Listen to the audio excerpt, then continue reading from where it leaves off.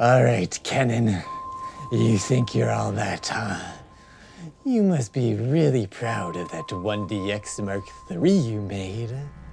You thought no one would find out? But I know what you've been hiding. I figured it out. I cracked the code. And by code, I mean I did some basic arithmetic based on your published specs. But time's up, Canon. I'm about to tell the world your dirty little secret. Here are a few facts for everyone. The 1DX Mark III shoots 16 frames per second with its mechanical shutter. The buffer size of the 1DX Mark III is 1,000 shots.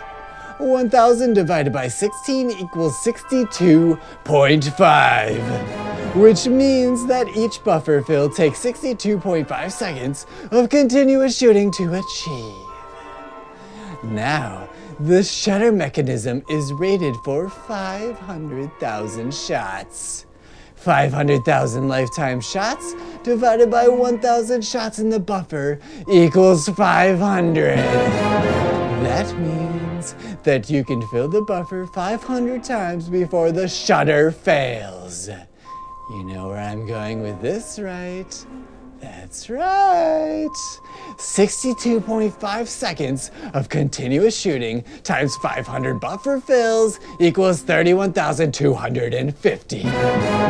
It will take 31,250 seconds to kill the shutter, meaning it will take 520.83 minutes to kill the shutter.